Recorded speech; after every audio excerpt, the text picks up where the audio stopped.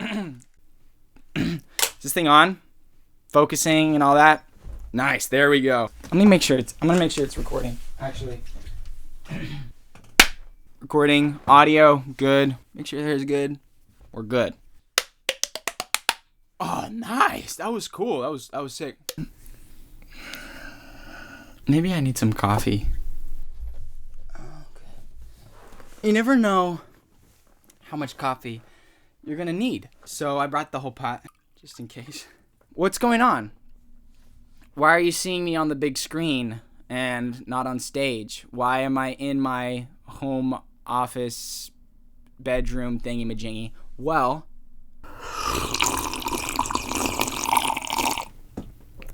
this coffee's cold. Good question, honestly. But I'm gonna explain. Oh shoot, I got coffee on my pants. It's actually a big surprise I had coming for you guys this whole time, is that I'm not gonna give my speech on stage. I am actually giving my speech from home. I thought I'd spring this on you guys. You get to see my home office, right? Oh shoot, get coffee all over the place. Probably shouldn't have brought much coffee in here. Hey, this is where I do the video editing and all the fun, crazy stuff, you know? It's literally just splicing videos together. I got the nice lighting. I just thought this might mix it up a little bit. You know, I'm the video guy. That's what I do, and it's fun. I actually really enjoy it. I really enjoy it. Anyway, that's the explanation. That's the update of what's going on, and I'm excited, you know, and definitely not avoiding giving a speech on stage. I think that's the main thing. Oh, coming with us. No. You're coming with us right now. Get up. Get up. Go. Whoa. Out the door. Down the stairs. All right. Go. Jeez. Outside. Okay. Outside. Go. Oh, right. All right. Quickly, we don't got all day. Dude. Jeez, shotgun. Go. Shotgun. What? Oh, What? Oh my gosh. I don't know. Whatever. Ah. Get in. Oh my gosh, who forgot to freaking unlock? Go. You can't drive. Put the bag over his Guys, head. guys. Bag Whoa. over his head now. Whoa. Let's go. Oh, guys, what's going on? Drive. Drive, go, now.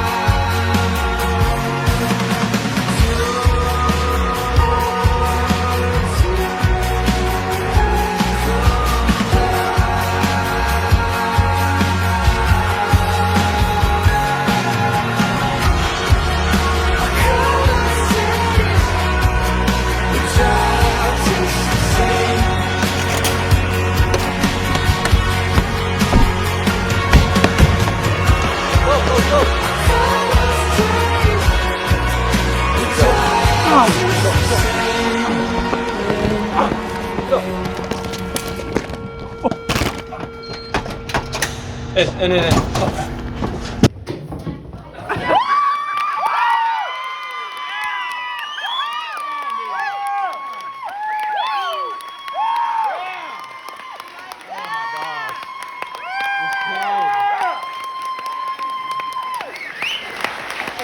how I planned this, so is my hair okay? I'm not sure. What a weird, trippy journey. I wish you guys could have been there. It was weird. Where I just...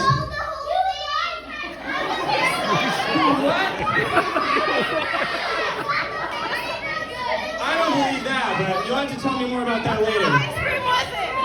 All right, well, I guess since I'm here, I'll have to give my speech in front of you guys, but...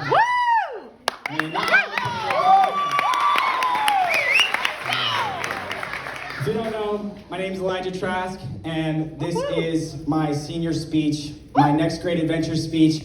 So this is my last big project before I walk in June or January, I can't even remember. But, June. All right, on that note, I'll get started. I like this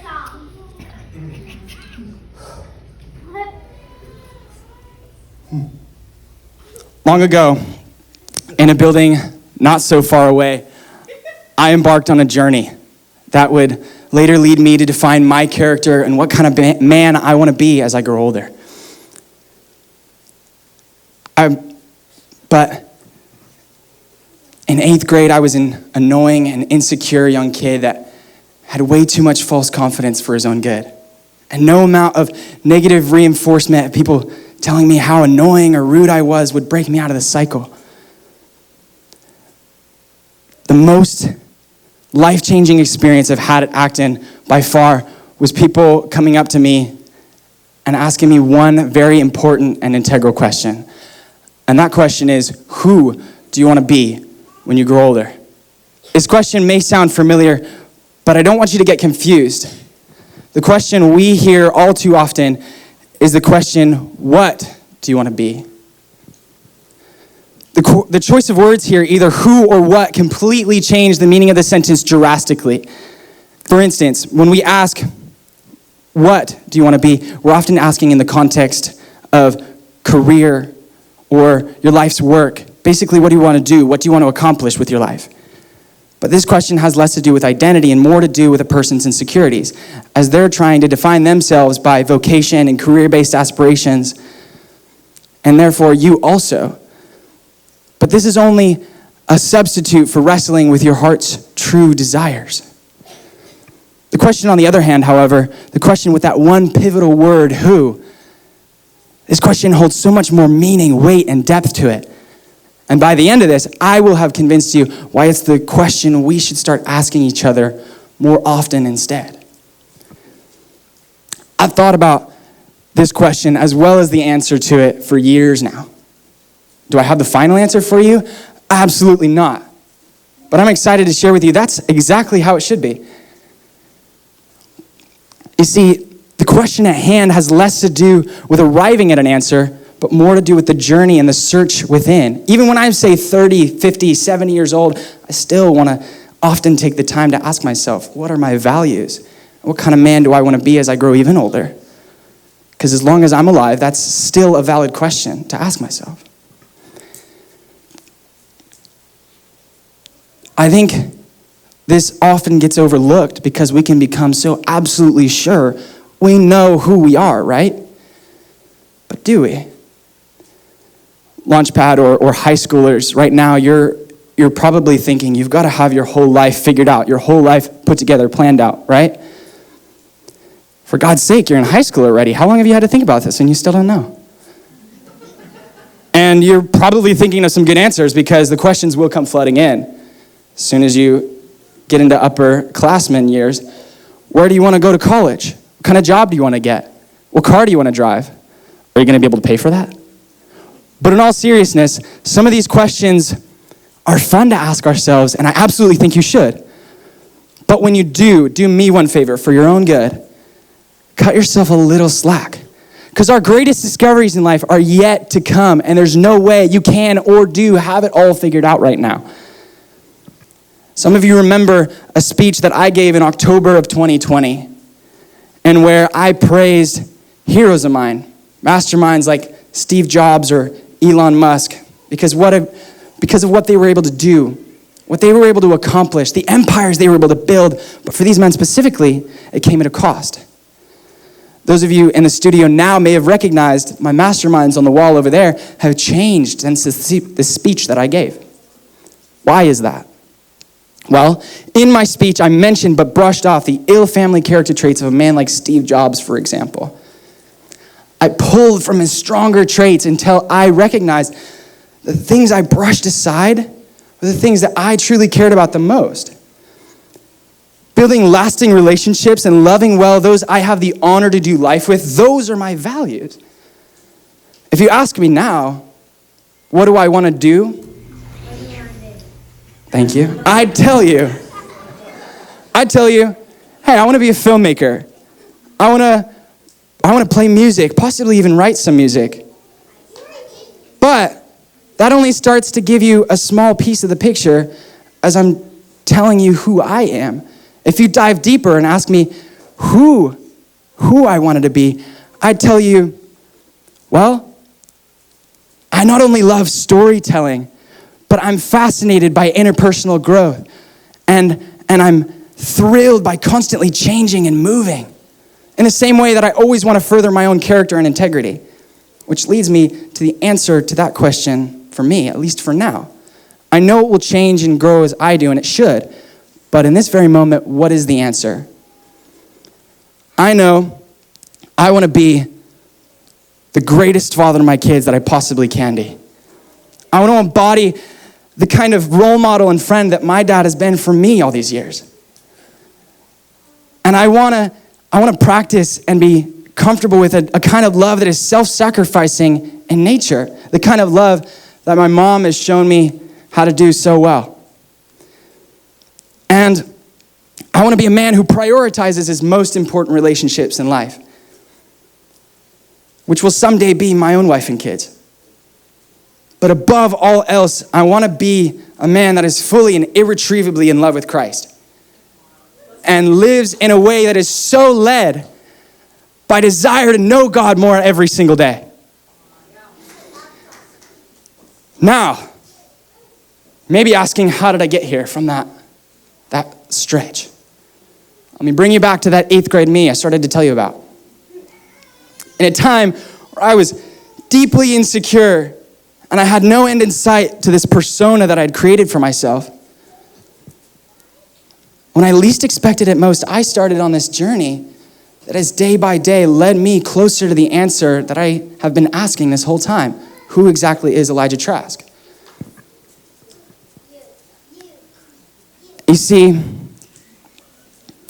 Kyle Houston, my 8th grade guide, and forever one of the people that have the greatest impact on my life, simply because when many people came and went out of my life and simply accepted my state of being or just tried to tell me how to change my behaviors, he saw something more.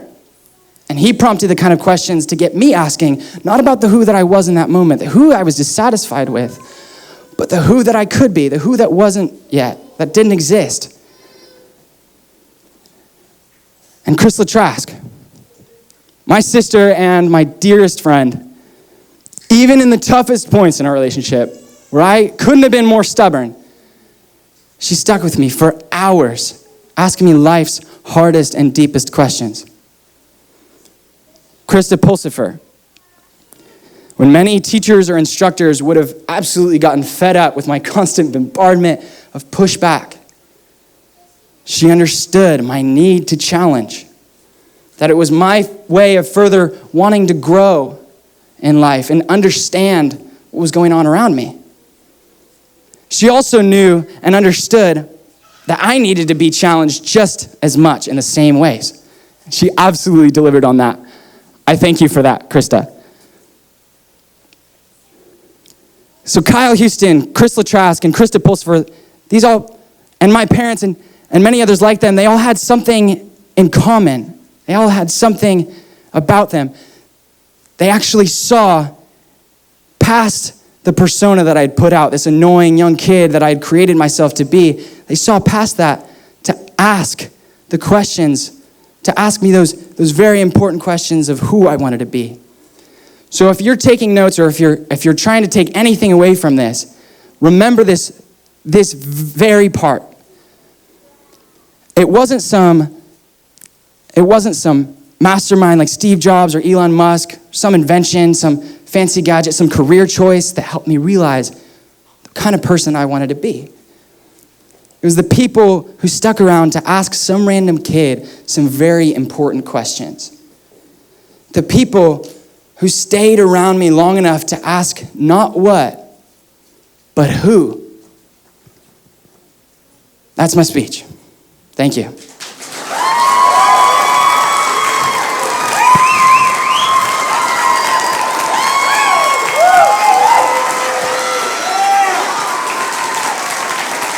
Thank you guys so much. Now,